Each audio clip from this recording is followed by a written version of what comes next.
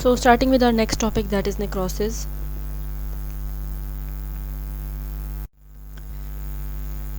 Necrosis is the accidental death of cells and living tissues. अब necrosis में क्या होता है कि एक्सीडेंटली सेल्स की और टिश्यूज़ की डेथ हो जाती है,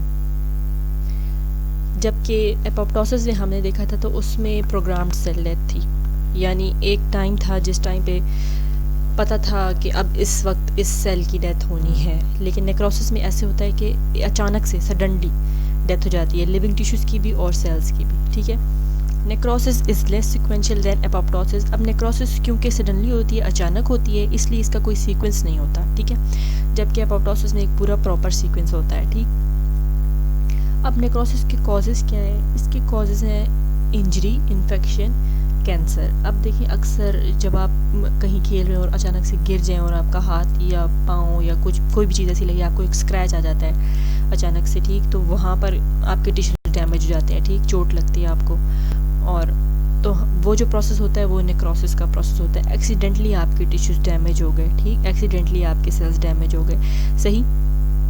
तो यही चीज़ जो है वो इन्फेक्शन में भी होती है। इन्फेक्शन भी जब आपको होता है तो कितना पेन होता है, अक्सर पेन होता है और इन्फ्लेमेशन हो जाती है। ठीक, और कैंसर की भी तकलीफ़ होती है। ठीक है, अब नेक्रोसिस में occur when a cell is given hypoxia with less oxygen environment. जब अब देखिए, अगर किसी सेल को ऑक्सीजन नहीं मिल रही तो सेल में रेस्पिरेशन नहीं हो सकती, एनर्जी नहीं बन सकती। ठीक है, तो अगर ऐसी सूरत में सेल को ऑक्सीजन ही नहीं मिल रही, एनर्जी एटीपी वगैरह नहीं बन सकती, तो उस सूरत में सेल वहाँ पर भी सेल की डेथ हो जाती है। ठीक है,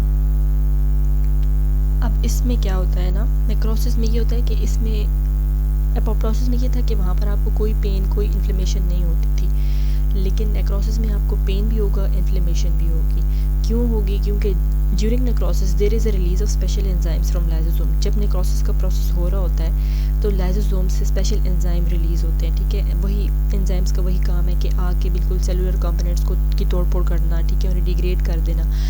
अंदर से बिल्कुल सारा क्रोमैटिन मटेरियल भी डैमेज हो जाता है, सारे ऑर्गेनेल्स को भी डैमेज कर दिया जाता है, न्यूक्लियर कंटेंट वगैरह सब कुछ डैमेज हो जाता है। ठीक है, अब इसमें सेलुलर मेम्ब्रेन भी डैमेज हो जाती है। ठीक है, जब मेम्ब्रेन डैमेज हो जाती है तो जितने भी अंदर केमिकल सब्सटेंसेस थे, इन्फ्लेमेटरी मॉलिक्यूल्स थे, जिनकी वजह से इंसान को इन्फ्लेमेशन हो सकती है या पेन की सेंसेशन हो सकती है, वो सारे लीक आउट हो जाते हैं। ठीक है, एपोप्टोसिस में तो ये था कि वहाँ पे ब्लब्स बन जाते थे, सेल मेम्ब्रेन इंटैक्ट रहती थी, कोई इशू नहीं होता था, ना कोई फील होता था कि किसी सेल की डेथ हो रही है, ना कोई दर्द, ना कोई इन्फ्लेमेशन। लेकिन नेक्रोसिस में यहाँ पर आपकी बिल्कुल सेल मेम्ब्रेन ही डैमेज हो जाती है और वहाँ से सारे कंटेंट्स बिल्कुल लीक आउट कर जाते हैं। ठीक, सराउंडिंग सेल्स को भी फिर ये अफेक्ट करते हैं। जब अब सेल मेम्ब्रेन डैमेज है, सारे इन्फ्लेमेटरी सब्सटेंसेस लीक आउट कर रहे हैं, तो सराउंडिंग में और भी सेल्स हैं जो कि ठीक है, लेकिन वो भी डैमेज होने शुरू हो जाते हैं उस रिलीज़ होने की वजह से, कंटेंट्स रिलीज़ होने की वजह से। ठीक, अब जब वो कंटेंट्स रिलीज़ होंगे तो इसी वजह से आपको फिर रेडनेस हो जाती है, अगर चोट लगती है कहीं पे,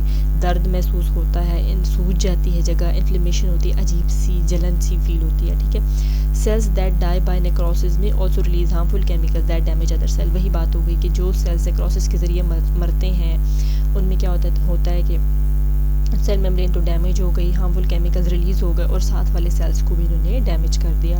ठीक, अब ये जो है ना, नेक्रोसिस कंट्रोल वे में बिल्कुल भी नहीं होती है। ठीक है, इसमें सेल, अब अगर आप एपोप्टोसिस में देखिए तो सेल श्रिंक कर रहा था, वहाँ पर वो सुकड़ रहा था, लेकिन नेक्रोसिस में सेल जो है वो स्वेल करने शुरू हो जाता है। ठीक, अब यहाँ पर आपको ये भी बताया गया कि स्पाइडर बाइट्स जो हैं उनकी वजह से भी नेक्रोसिस हो सकती है। एक समेरी में अगर आपको कोई स्पाइडर बाइट कर जाए तो भी आपके टिश्यूज़ डैमेज हो सकते हैं कुछ एरियाज़ में।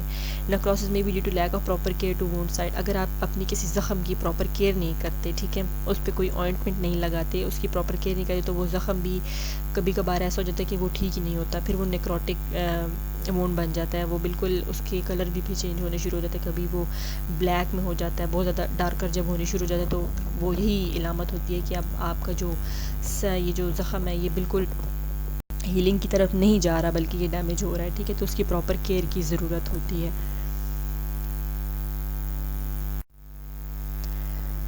अब ये एक हेल्दी सेल है। ठीक है, एक साइड पे एपोप्टोसिस का प्रोसेस, एक साइड पे नेक्रोसिस का प्रोसेस बताया गया है। एपोप्टोसिस में देखें क्या हो रहा है, सेल श्रिंक कर रहा है, सुकड़ रहा है, अंदर के जितने भी मटेरियल थे वो प्लाज्मा मेम्ब्रेन की ब्लबिंग में पैक हो रहे हैं। पैक होने के बाद देखें इनको यहाँ पर आके फेगोसाइट्स जो हैं वो इनको खा जाएंगे, ठीक। लेकिन यहाँ पर प्लाज्मा मेम्ब्रेन इंटैक्ट है, कोई भी चीज़ लीक आउट नहीं हो रही है। लेकिन अगर दूसरी साइड पे नेक्रोसिस में देखें, यहाँ पर सेल स्वेल कर रहा है, सूज रहा है, और यहाँ पर प्लाज्मा मेम्ब्रेन भी डैमेज हो रही है। वो डैमेज हो रही है तो अंदर से जितने भी सेलुलर कंपोनेंट थे, जितने भी इन्फ्लेमेटरी सब्सटेंस थे, जितने भी केमिकल रिलीज़ हुए हुए थे, वो सारे बाहर की तरफ लीक आउट कर रहे हैं। इसके लीक आउट करने की वजह से ही इन्फ्लेमेशन, जलन, पेन, ये सारी सेंसेशन इंसान को फील होती हैं।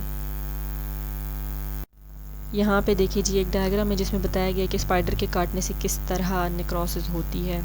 तो ये आप देख सकते हैं, ये एक आर्म है और बाजू की पिक्चर आपको दिखाई हुई है। यहाँ पर किस तरह अंदर से टिश्यू डैमेज हुए हैं सिर्फ स्पाइडर के बाइट करने के बाद।